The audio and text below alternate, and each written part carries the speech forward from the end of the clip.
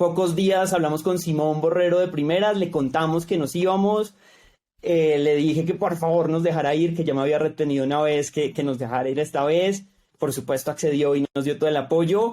Y 2 días después estábamos cerrando nuestro primer cheque con Andreessen Horowitz. Hola, soy Alex Galvez y esto es Fundadores, el podcast donde me dedico a tener conversaciones con fundadores de startups latinoamericanas para deconstruir sus experiencias, su historia, sus errores, sus aciertos y así encontrar los aprendizajes, herramientas e inspiración que tú puedas aplicar en tu día a día. Bienvenido.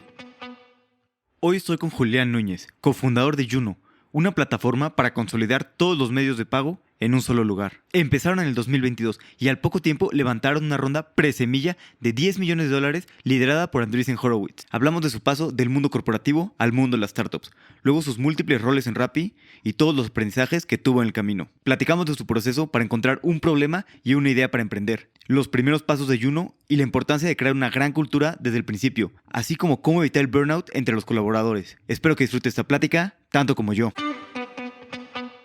Julián, bienvenido a Fundadores. Alex, muchísimas gracias por la invitación y un saludo a toda la gente que nos está escuchando. Un gusto tenerte por acá, un honor. Oye, tú originalmente querías trabajar en el sector público porque buscabas tener impacto y sentías que el sector público era la mejor manera de tener impacto y al final pues acabaste cambiando de opinión y mejor te veniste a la parte privada y luego acabaste llegando a Rappi. ¿Cómo fue un poquito todo ese proceso de buscar impacto y cambiar del sector público al privado? Sí, pues te cuento, o sea, desde el colegio yo no tenía ni idea qué hacer. Mi papá es ingeniero civil, yo empecé a como perseguir un poco esto. Después empecé a ver hace, no sé, 10, 12 años como un gobierno en Colombia en ese momento estaba haciendo un montón de reformas. Y yo decía, wow, esta gente está haciendo un montón de reformas, tiene muchísimo poder para cambiar el país, para generar un montón de impacto. Yo quiero ser como esta gente. ¿Qué tengo que hacer? Entonces empecé a buscar qué habían estudiado y en ese momento había varios que habían estudiado economía en la Universidad de los Andes. Y yo no tenía ni idea de economía, pero dije, wow, tengo que ir a estudiar economía en la Universidad de los Andes aquí en Colombia. Entonces me fui, logré pasar, entré. Y me pareció sorprendente que apenas entré como en la charla de inducción, le preguntaban a la gente, bueno, ¿tú por qué estás estudiando economía? Y la gente se paraba súper determinada, poker face, y decía, no, yo quiero ser presidente, o yo quiero manejar el Banco Central de Colombia. Y era como, ¿qué? Wow, esta gente es increíble. Y como desde ahí dije, yo quiero ser ministro de Hacienda algún día, o ministro de algo y ayudar a cambiar el país. Y bueno, después pasaron los meses, los semestres en la carrera y me di cuenta de que en el sector público el impacto que iba a tener, al menos en el corto, mediano plazo, iba a ser tal vez limitado y que me iba a demorar muchísimo tiempo en llegar a tener un impacto grandote, y que a lo mejor me tocaba ir y hacer un PhD en economía o alguna cosa así que no sé, no me encantaba. Y ahí como que entré un poquito en una época de frustración, y de pensar qué hacer, y me dejé llevar por la curiosidad. Terminé metiendo todas las materias de programación, de ingeniería de sistemas, terminé metiendo toda la línea de finanzas, de administración. En economía normalmente no te enseñan administración. Y después, cuando terminé la universidad, no sabía qué hacer, no sabía, o sea, sabía que el sector público no sabía dónde generar impacto siendo como tan chiquito y tan inexperto. Entonces dije, bueno, vamos a algún lugar donde pueda seguir aprendiendo un montón de industrias, de formas distintas de trabajar. Y ahí dije, bueno, me tengo que ir o a consultoría o a banca de inversión para tratar con industrias muy diferentes y aprender de muchas cosas. Y me encantaban las finanzas, entonces terminé yéndome por toda la parte de banca de inversión. En ese momento, todo este cuento de las startups y eso, para mí no existía. O sea, como que no había un referente claro en Latinoamérica en ese momento, o en Colombia en ese momento no había nada claro, entonces nunca se me ocurrió nada de esto. Entonces entré a banca de inversión, me pareció increíble, y más o menos después de un año trabajando en un montón de cosas de bolsa, de fusiones de empresas, de valoraciones, emisiones de bonos, un montón de cosas, sentí que había aprendido, no sé, el 80% de lo que tenía que aprender en banca de inversión.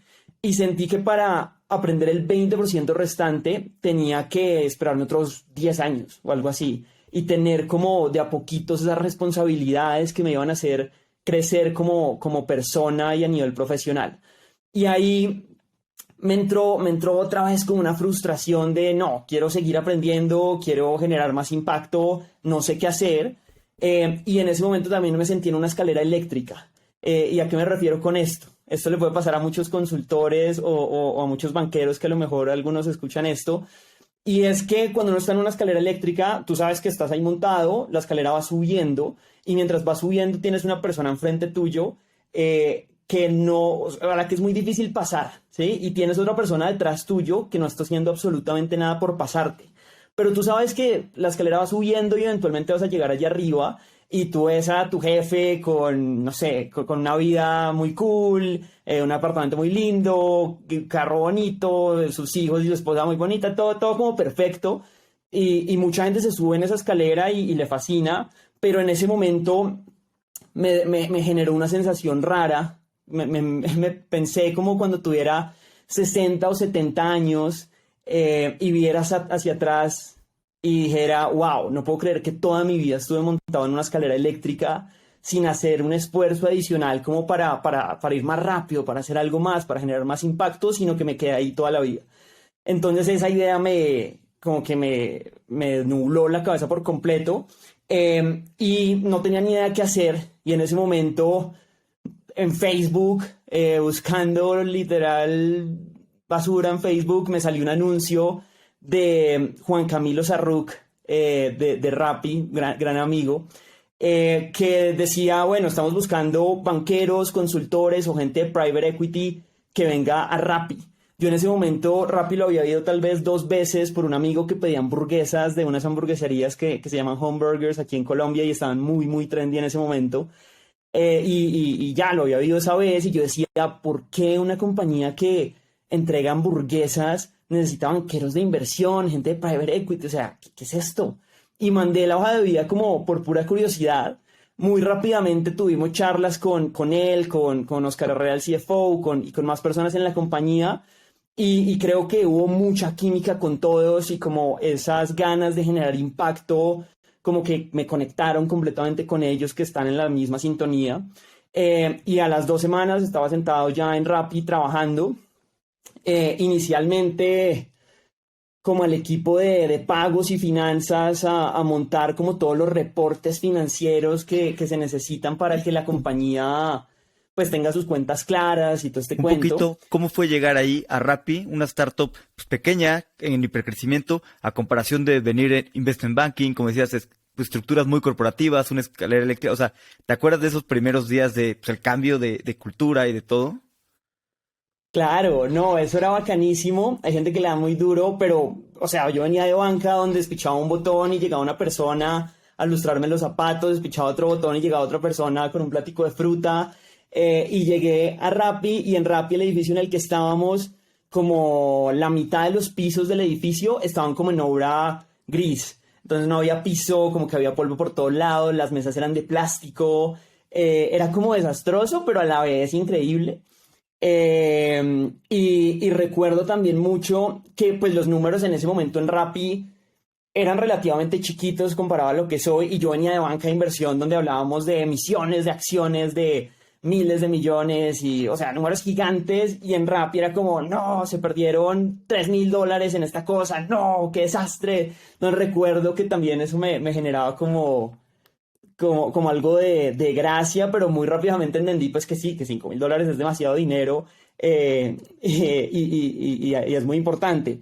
Esos días fueron increíbles, también me acuerdo mucho del trato diferente de un lado a otro. O sea, obviamente en banca de inversión todo es como muy formal, todo es muy corporativo, hay unos protocolos, digamos, a seguir que pues uno se acostumbra a eso y ya, pero o sea, en una startup la cosa es mucho más personal, más directa. Puedes decirle a la gente las cosas más de frente sin que lo tomen de una manera personal, sino que lo toman mucho más de una manera constructiva. Hay más espacios para conocer a una persona en ámbitos no profesionales. Entonces, todo eso me encantó. Totalmente, me imagino, qué padre. Y justo lo que estabas buscando, ¿no? Lo contrario a una escalera corporativa. Total. Sí, aquí, o sea, en Rappi, más, o sea, más adelante terminé haciendo decenas de roles, yo creo, alcancé y fue gracias a eso, a que aquí sí la persona que se esfuerza muy duro, pues puede llegar a asumir unos roles y unas responsabilidades que prácticamente no son acordes a la edad y a la experiencia que uno tiene, pero pues uno se las gana a pulso.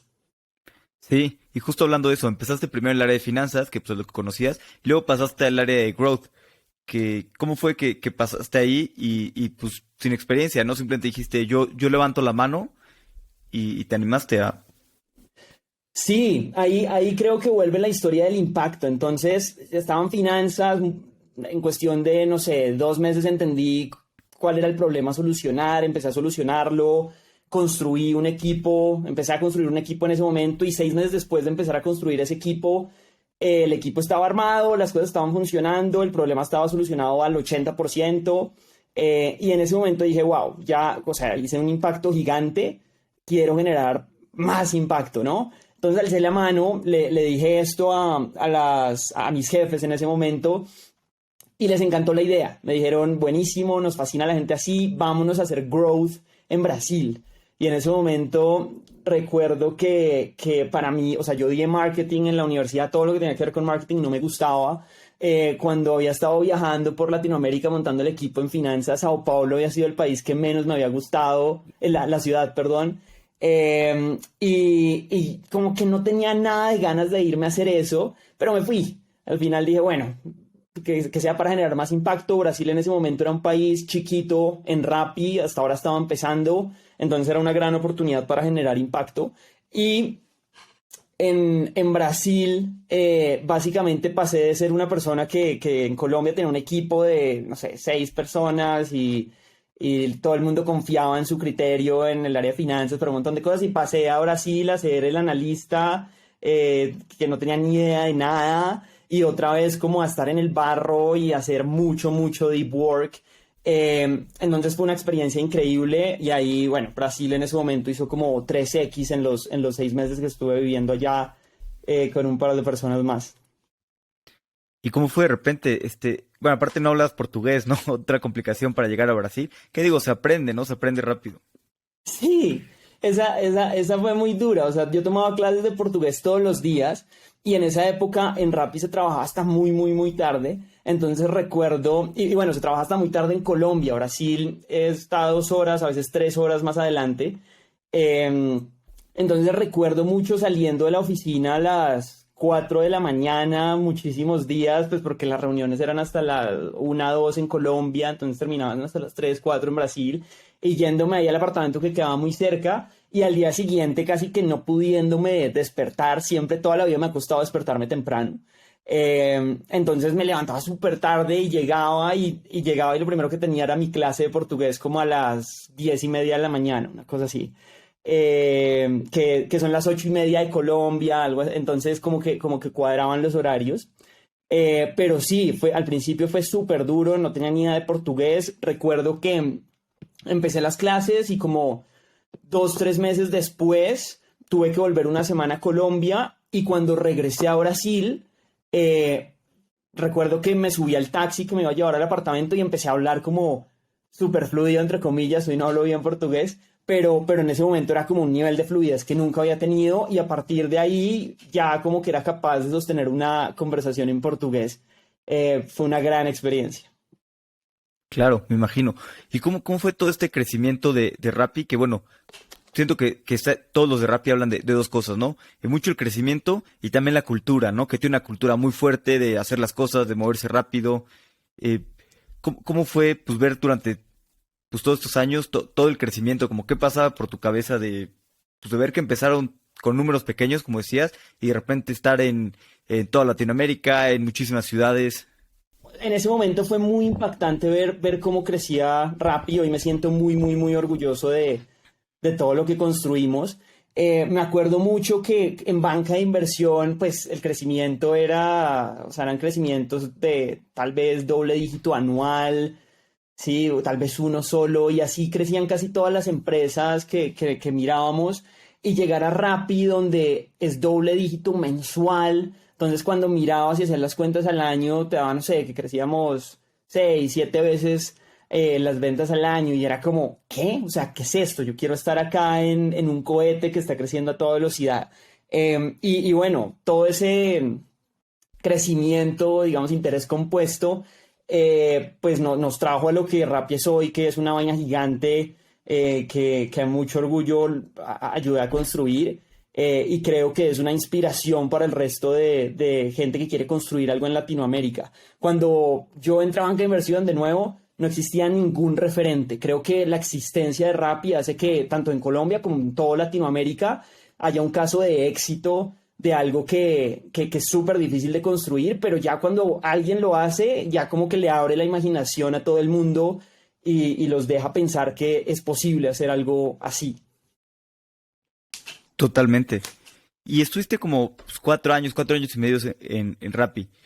¿Nunca te pasó, bueno, o sea, no te pasó antes por la cabeza emprender o más bien estabas pues feliz, el crecimiento y aprendiendo mucho en Rappi? Como un poquito, porque digo, tenías antes intención del sector público, luego muy corporativo y ahora estás emprendiendo, ¿no? Que son caminos pues bastante diferentes. Como un poquito, ¿dónde empezó a nacer esas ganas, ese gusanito de emprender? Yo creo que desde siempre. A mí, esta es una historia chistosa que me pasó cuando era muy chiquito.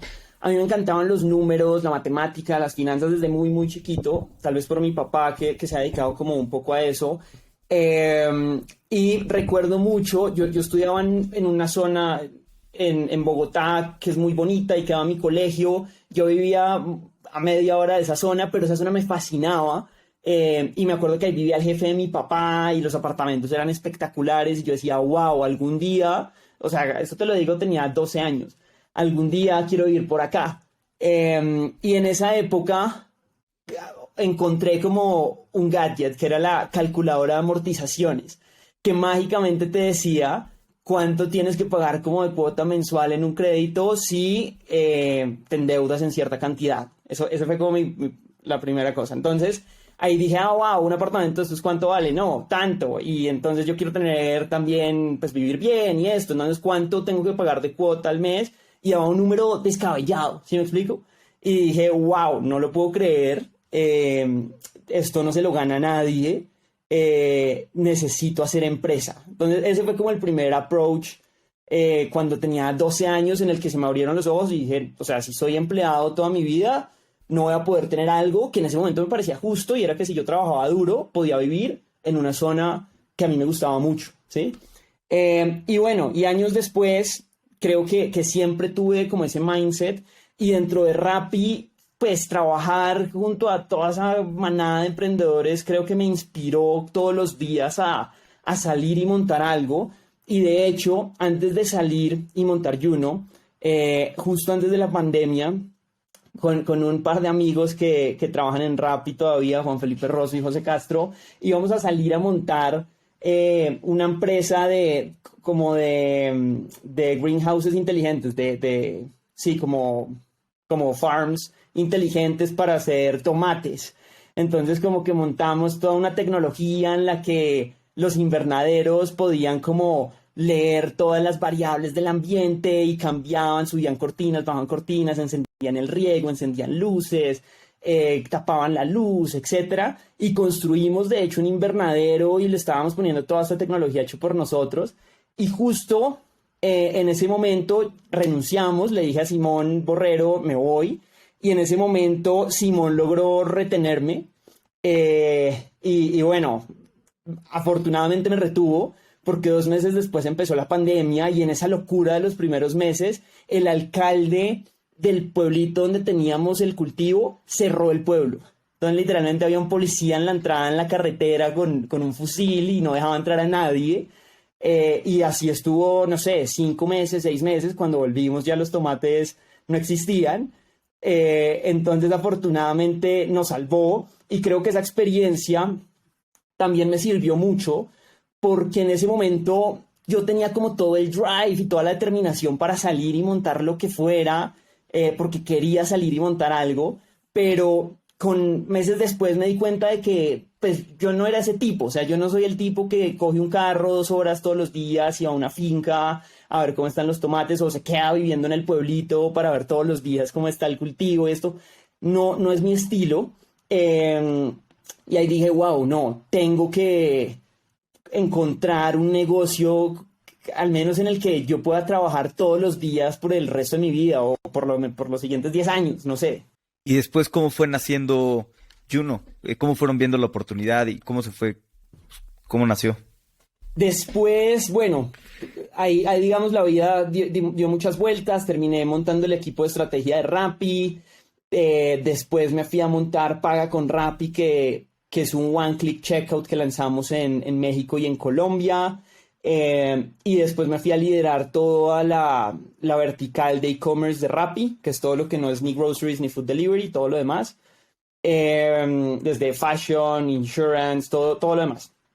Y bueno, y en ese momento yo ya estaba muy determinado a salir. Y tenía como esa idea de que la idea con la que tenía que salir tenía que ser como súper orgánica, casi que como la historia de Isaac Newton, de que le cayó la manzana en la cabeza y wow, entendió y tuvo una súper idea. Y estaba como esperando que me cayera la manzana en la cabeza. Y en esas me fui de viaje a Brasil, y me topé con unos founders de otra compañía, y recuerdo que les pregunté, oigan, gran idea, felicitaciones por lo que están construyendo, ¿cómo llegaron a la idea? Pues porque obviamente ellos en radio contaban historias, y lo que me dijeron es, no, mira, la verdad, hicimos un cuadrito en Excel con todas las ideas que habían fondeado en Asia, en tal lado, tal, y esta fue la que más nos gustó. Y yo quedé como, ¿qué? Como que completamente en contravía de lo que yo venía pensando, de que me tenía que caer la manzana en la cabeza. Entonces ahí dije, wow, sí, creo que no tiene tanto sentido esperar a que la idea venga por mí, sino que de alguna manera yo también tengo que hacer algo de esfuerzo por ir a ella, ¿no?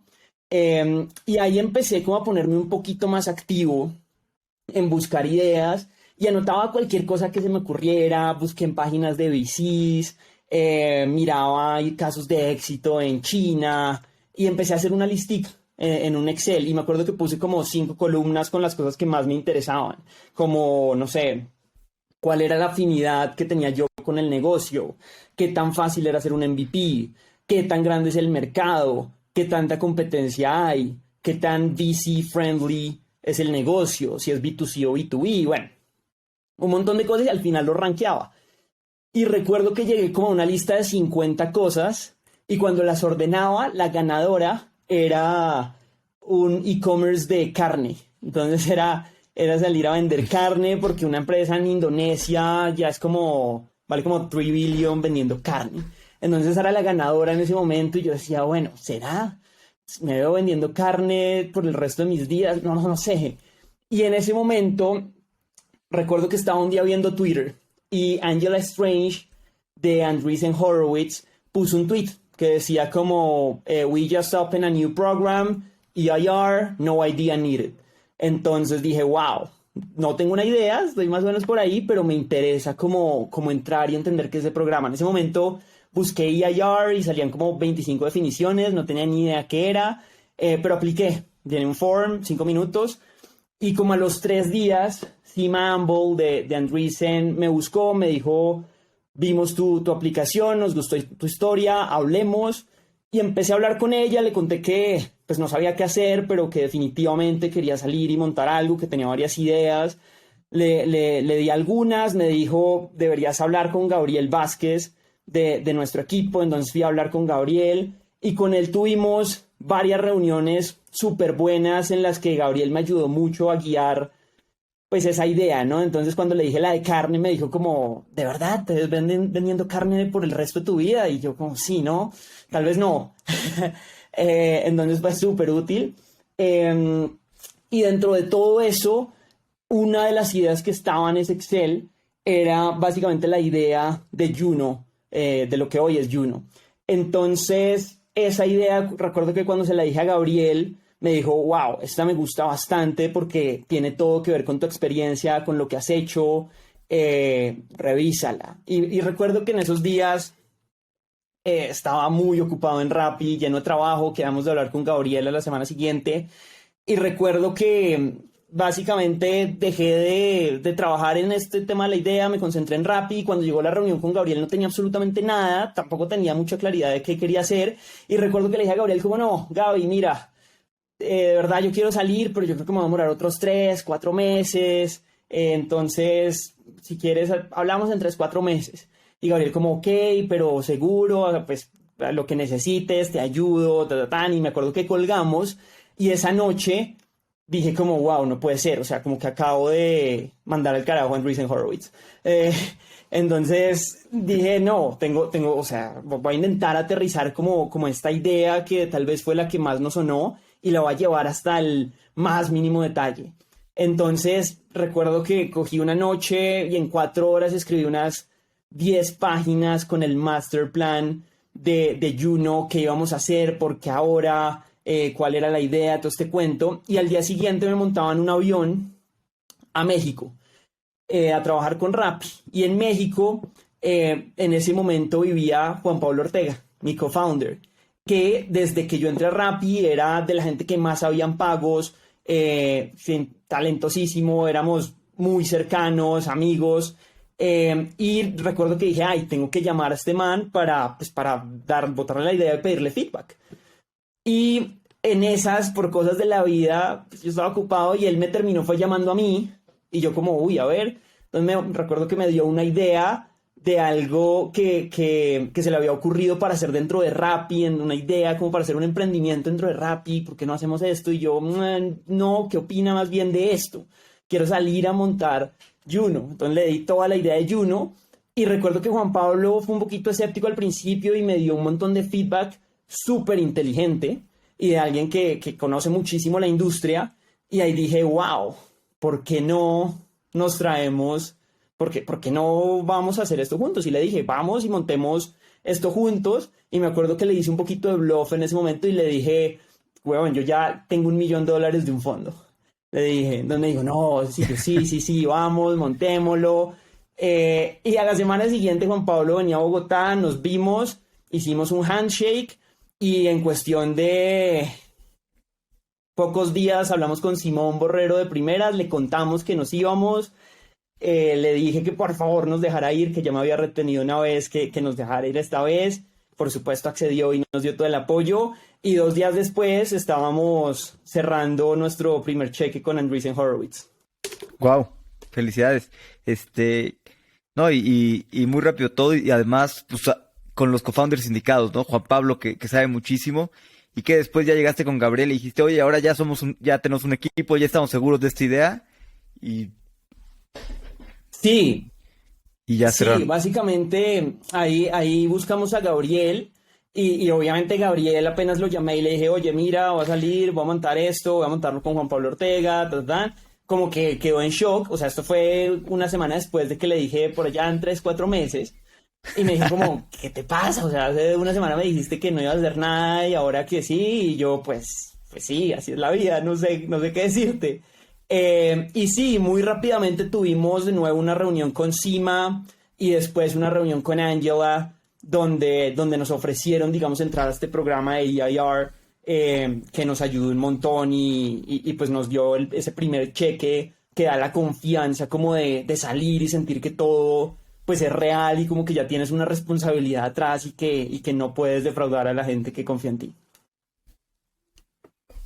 Buenísimo. ¿Y cómo fue el programa de Andreessen, de ARR? O sea, ¿fue como una aceleradora o cómo funciona, o más acompañamiento?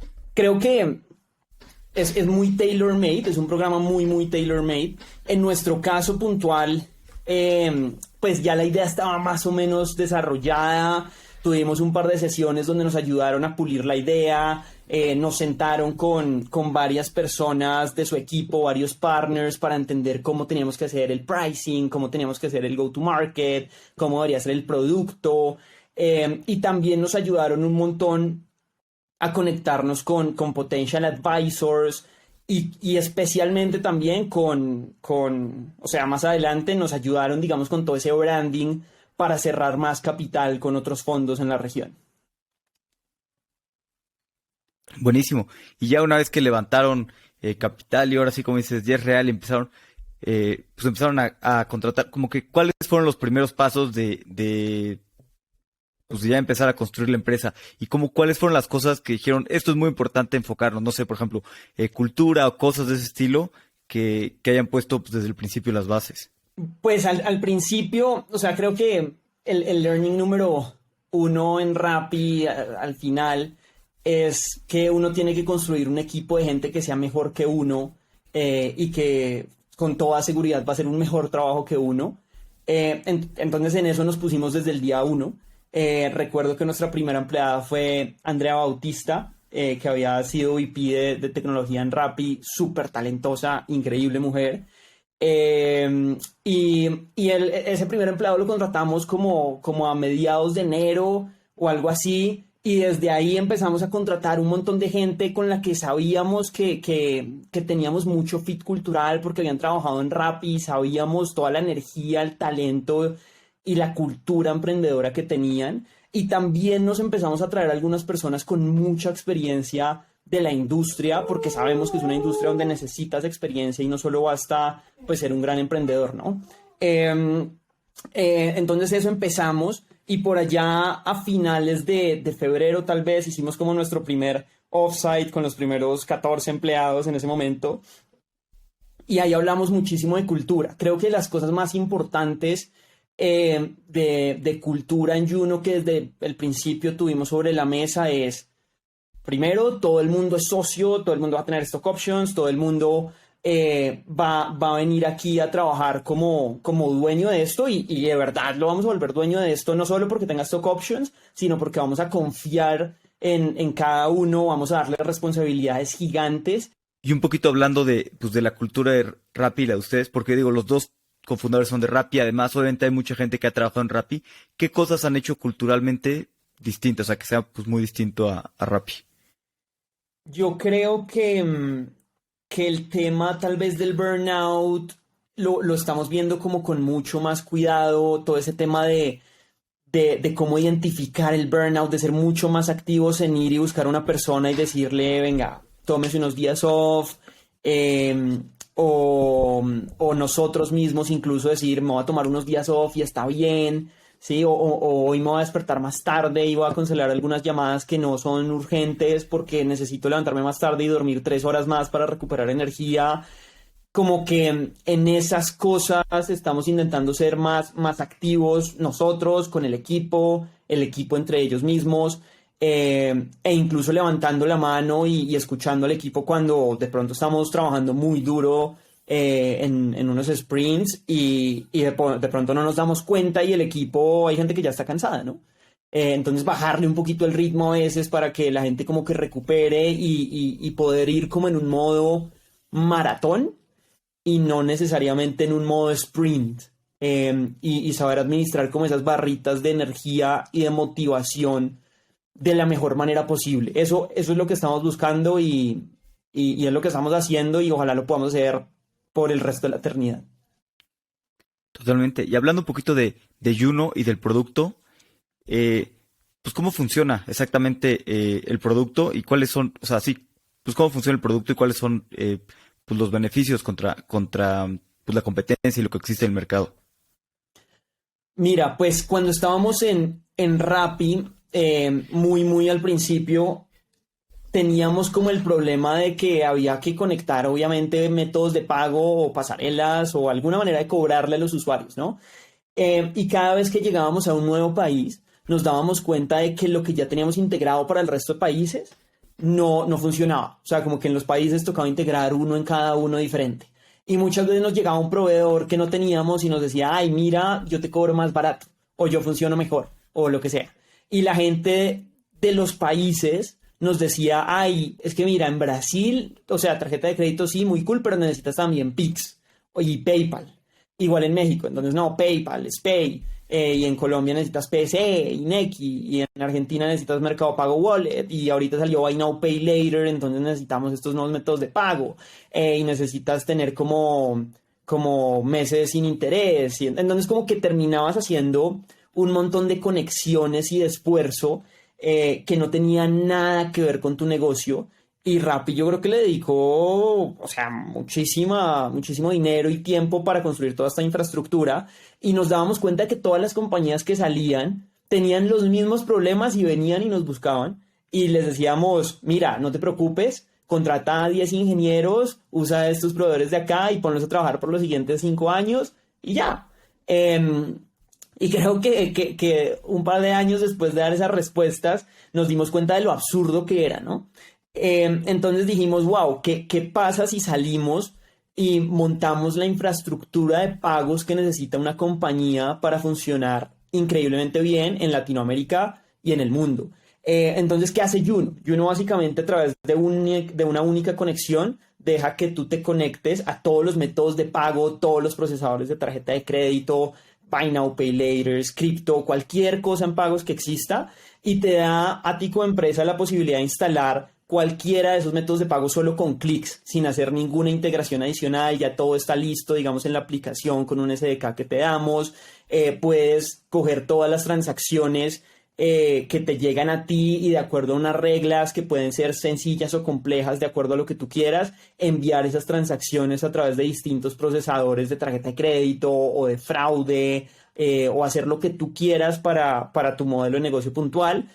Y también hacemos que el equipo de finanzas después no tenga que entrar a 20 métodos de pago, 20 páginas, descargar 20 reportes diferentes y hacer que esa información de cada reporte se hable con lo que está en tu base de datos para asegurar que lo que te pagaron es efectivamente lo que en tu base de datos sale que cobraste, sino que ya todo eso lo jalamos nosotros y está en un reporte conciliado con tu base de datos y te decimos exactamente dónde hay diferencias y por qué y en qué tipo de transacciones y con qué procesadores.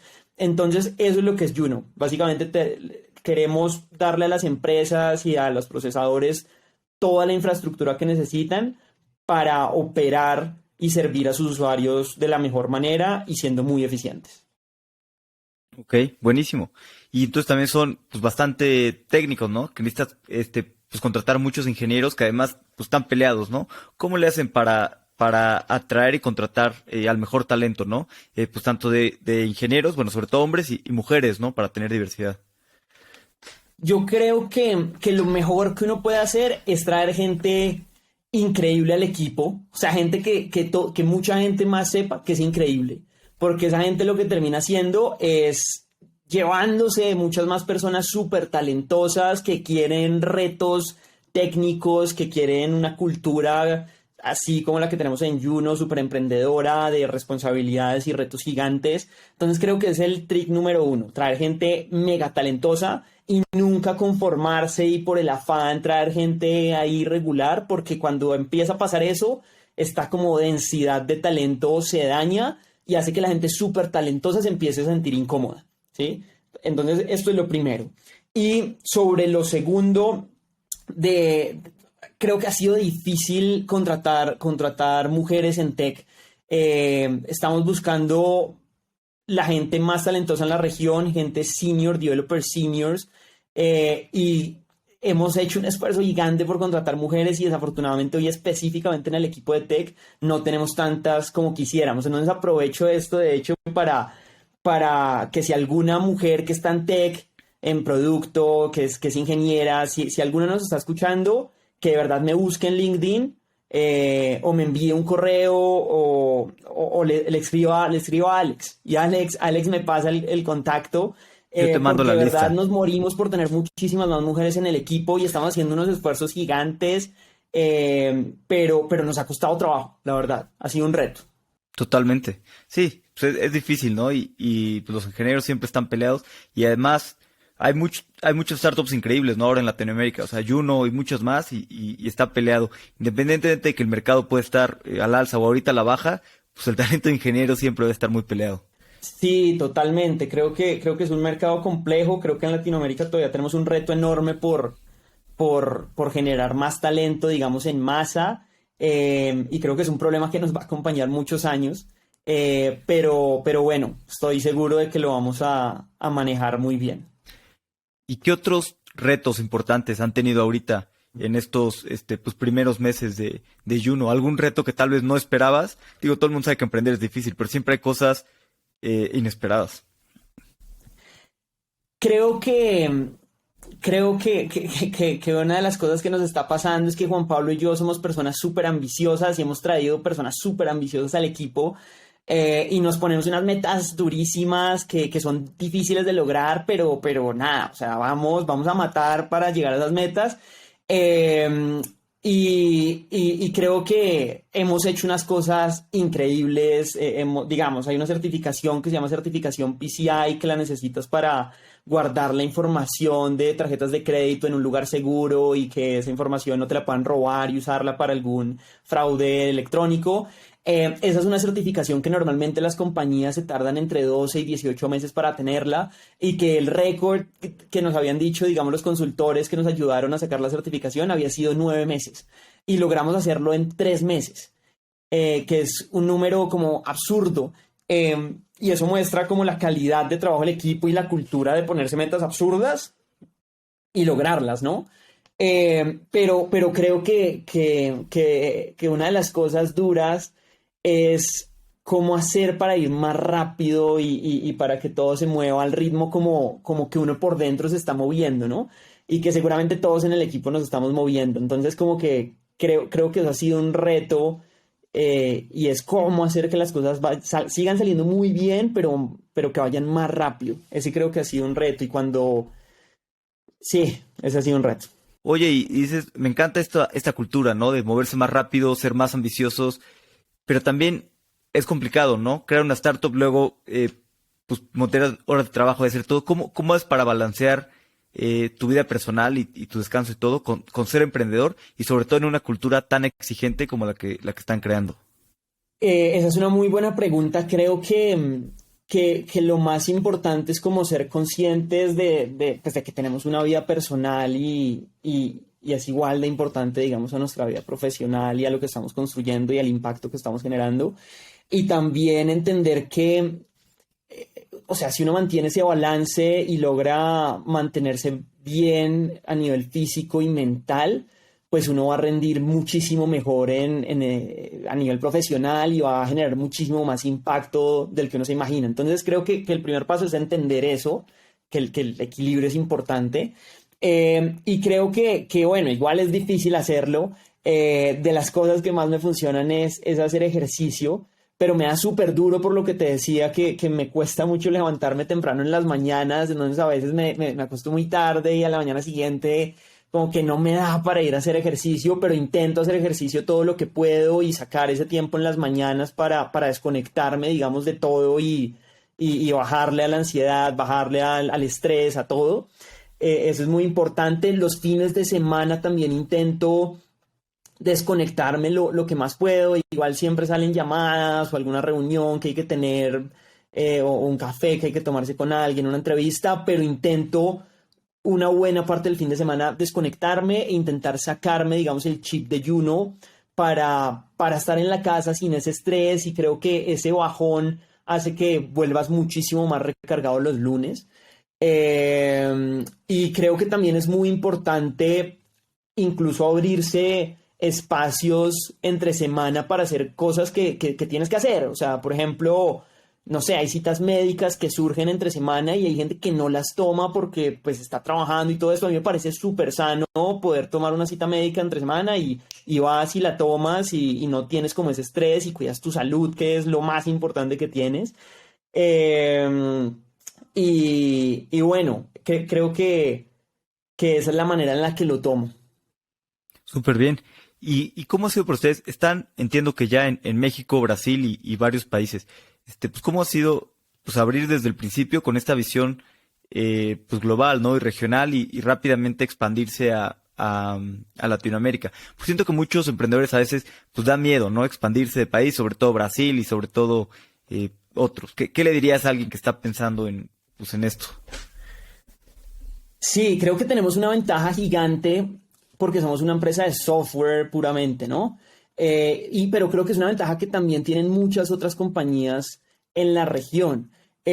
Nosotros estamos completamente enfocados en servirle a los clientes a los que más problemas les podemos solucionar, porque esa es la manera en la que más generamos impacto.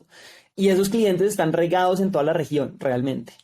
Entonces estamos persiguiendo esos clientes más que países en específico. Hay negocios que tienen una operación súper pesada y que de verdad es muy local, y ahí a lo mejor tiene todo el sentido del mundo abrir un solo país y enfocarse y ganar ese país y después seguir con el siguiente. Creo que eso es súper importante.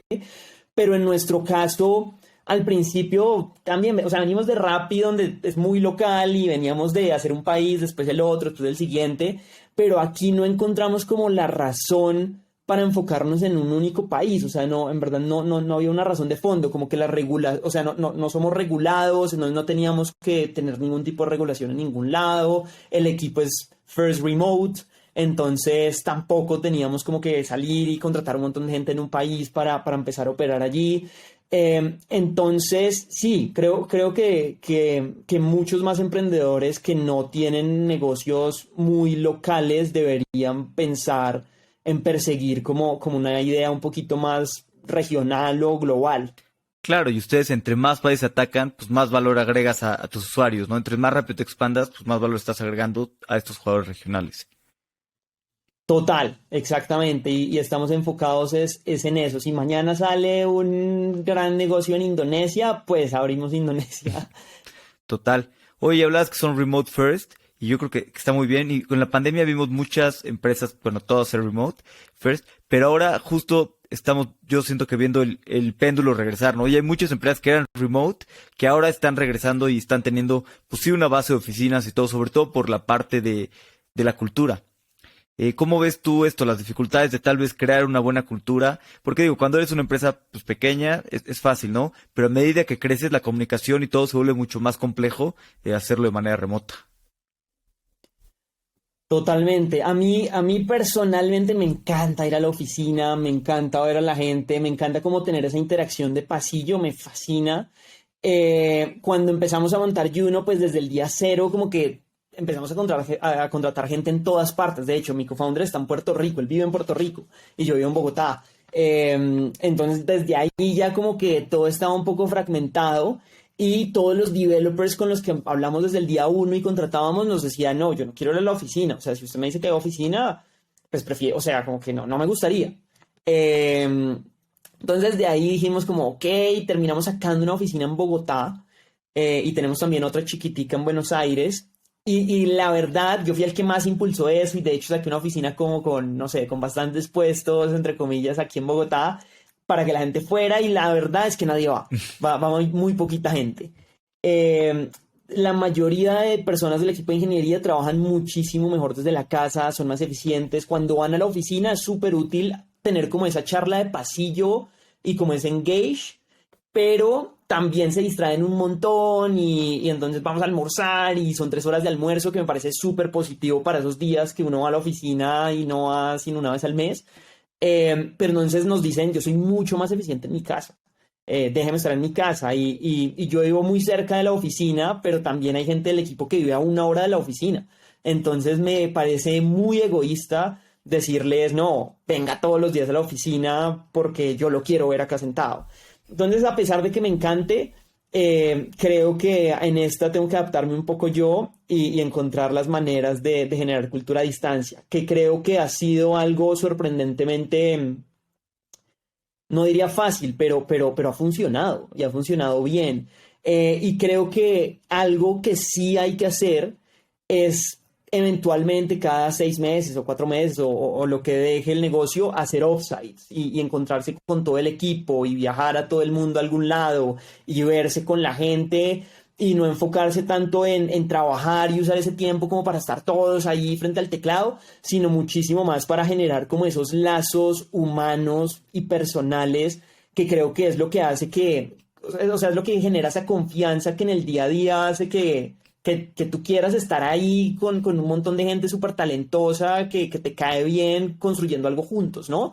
Y que genera como esas relaciones de largo plazo que a la larga, de aquí a 10 años, 20, 30 años, pues es lo más importante que nos va a quedar de todo lo que estamos construyendo hoy. Entonces sí, ha sido sorprendentemente para mí bueno todo esto del remote y creo que lo hemos sabido manejar muy bien. Buenísimo. Pues vamos a pasar a la última parte, que son las preguntas de reflexión. Las preguntas son cortas, las respuestas pueden ser cortas, largas o como quieras. Perfecto. ¿Cuál es algún libro que te gusta recomendar?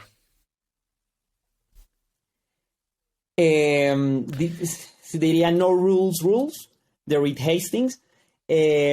También diría The Hard Things About Hard Things, pero ese es el que dice todo el mundo siempre, normalmente, en cualquier lado, pero es buenísimo también. Sí, sí, es muy bueno, sin lugar a dudas. ¿Qué creencia o hábito has cambiado en los últimos 5 años que ha mejorado drásticamente tu vida?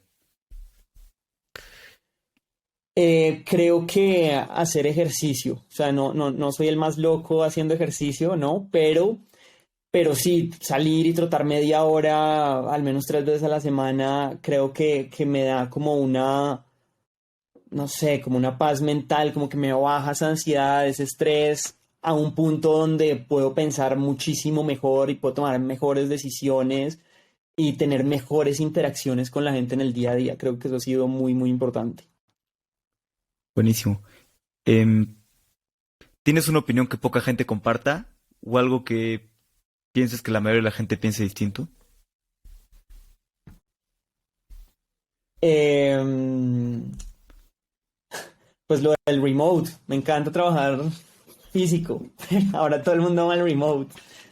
Ahí me siento, o sea, de verdad, o sea, una vez trajimos a la gente a la oficina de Bogotá a trabajar y mandé a contratar 2 oficinas y una de esas oficinas, o sea, tocaba cerrar como un contrato a 6 meses y dije, no, sí, la sacamos y la gente va a venir, estoy seguro y no. Entonces creo que ahí pienso muy diferente.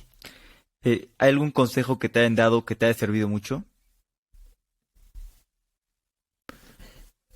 Creo que también lo dije en esta, pero para todos los emprendedores que puedan o gente que quiere ser emprendedora que nos pueda estar oyendo, creo que es importante no pensar que la idea va a llegar de una manera súper orgánica, súper mágica y que va a ser un problema pues que uno ve ahí súper obvio en su día a día, cuando abre la nevera, todos los días. No, sino tal vez ir, buscarlo un poquito más, ser un poquito más reflexivo sobre los problemas que uno tiene el día a día en el trabajo, en todas partes, ver qué problemas también tiene la gente, buscar de verdad qué empresas han sido exitosas en otros lados para ver qué problemas resuelven y por qué crecieron tanto, por qué generan tanto impacto.